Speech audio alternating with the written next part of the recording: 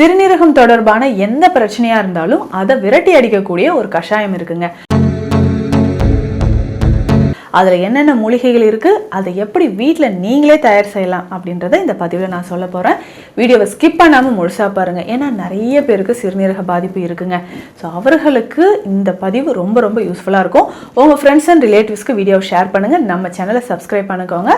நம்மளுடைய Insta Facebook பேஜும் follow பண்ணுங்க. வாங்க பதிவுக்குள்ள போலாம்.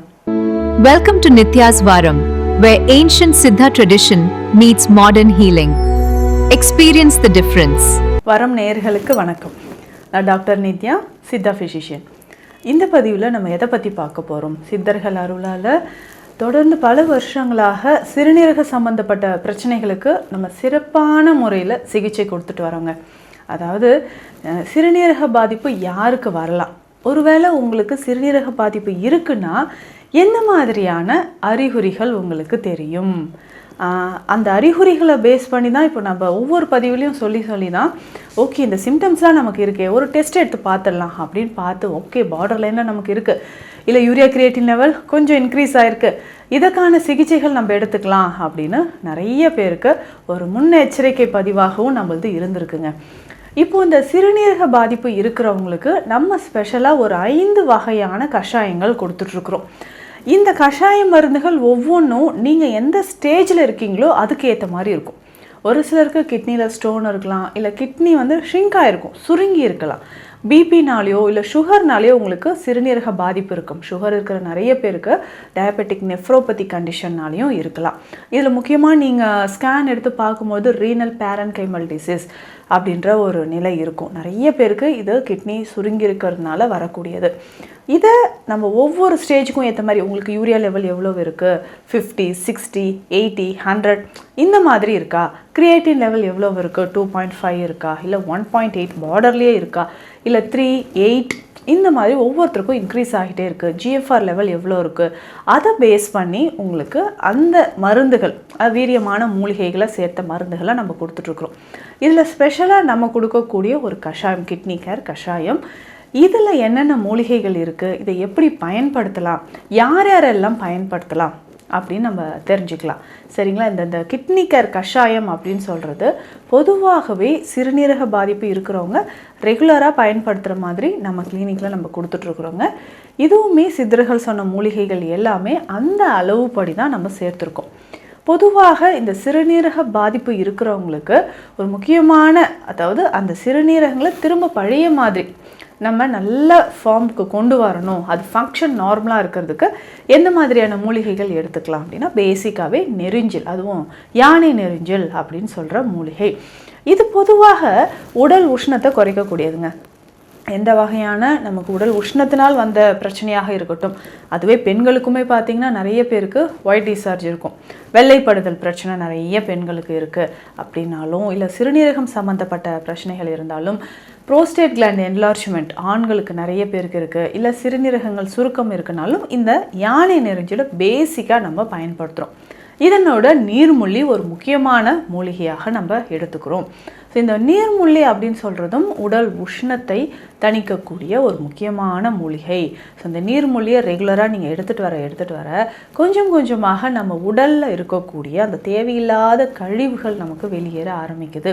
இது ரொம்ப முக்கியமானது அப்படின்னே சொல்லலாங்க. ஸோ இதற்கு அடுத்தது நம்ம என்ன பண்ண போகிறோம் அப்படின்னா, அடுத்த மூலிகை இப்போ யானை நெரிஞ்சில் சொன்ன, நீர்முள்ளி சொன்னேன், அதுக்கு அடுத்தது தொட்டார் சினுங்கி. தொட்டார் சினுங்கி அப்படின்னு சொல்கிறது நம்ம விளையாட்டாக பார்த்துருப்போம், ஆனால் இது ஒரு முக்கியமான காயகற்ப வசிய மூலிகைன்னே சொல்லலாம். அதாவது நிறைய விஷயங்களுக்காக இது பயன்படுது. இதனுடைய வேர் மருத்துவத்திற்கும் ஆன்மீகத்திற்கும் ரொம்ப முக்கியமானது. இதோட சமூலம் முழு தாவரமே சிறுநீரக பாதிப்பு இருக்கிறவங்களுக்கு ஒரு முக்கியமான ஒரு பலனை தரக்கூடிய ஒரு மூலிகையாக இருக்குது. அதுக்கு அடுத்ததாக வல்லாரை. ஸோ வல்லாரையும் பார்த்திங்கன்னா சிறுநீரகங்களுக்கு ரொம்ப முக்கியம். அந்த பிபினால் சுகர்னால் கிட்னிக்கு போகக்கூடிய இரத்த நாளங்களில் சுருக்கம் ஏற்பட்டிருக்கு, அதை சரி செய்யணும்னா வல்லாரை ரொம்ப முக்கியமான ஒரு மூலிகையாக நம்ம பயன்படுத்திட்டு வரோம். ஸோ இத்தனை மூலிகைகளும் ஒன்றாக சேர்த்து தான் நம்ம கிட்னி கேர் கஷாயம் அப்படின்றத கொடுத்துட்ருக்குறோங்க.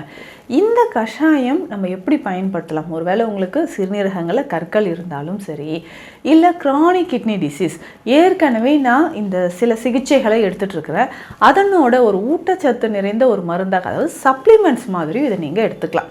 ஸோ கிட்னியோட ஃபங்க்ஷனை நல்லா ஒரு ஸ்டிமுலேட் பண்ணுறதுக்கும் ஃபங்க்ஷன் நார்மலாக இருக்கிறதுக்கும் நீங்கள் அதை தாராளமாக எடுத்துக்கலாம். ஸோ அந்த கிட்னியோட ஃபங்க்ஷனை ஸ்டிமுலேட் பண்ணுறதுக்கு இதை தாராளமாக எடுத்துக்கலாம்.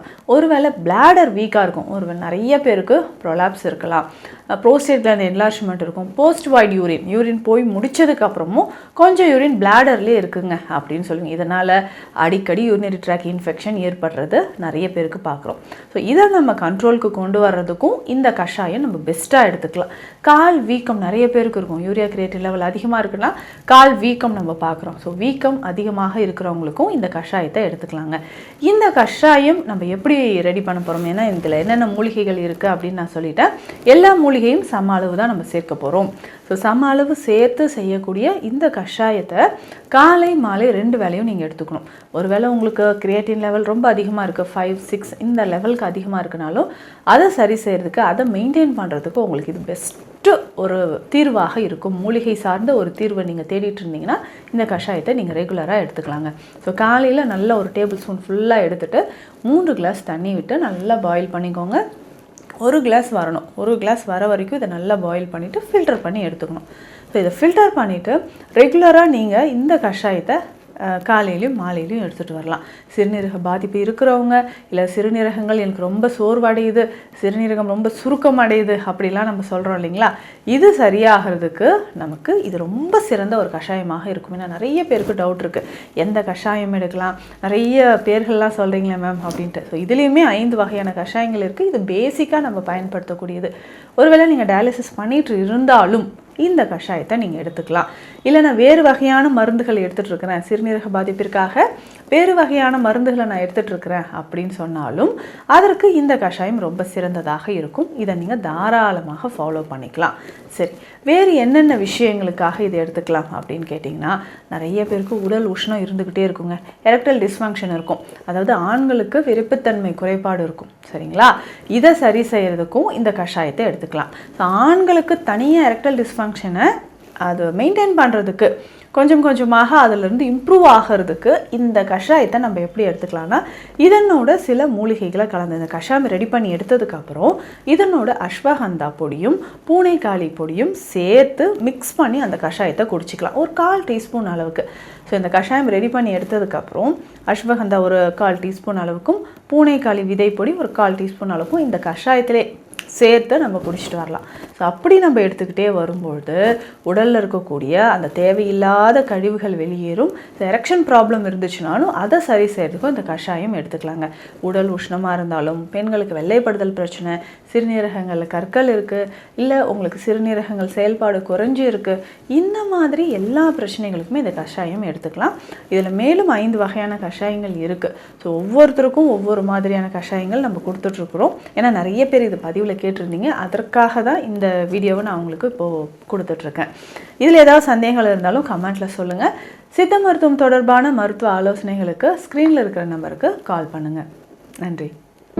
Welcome to Nitya's Varam, where ancient Siddha tradition meets modern healing. Experience the difference.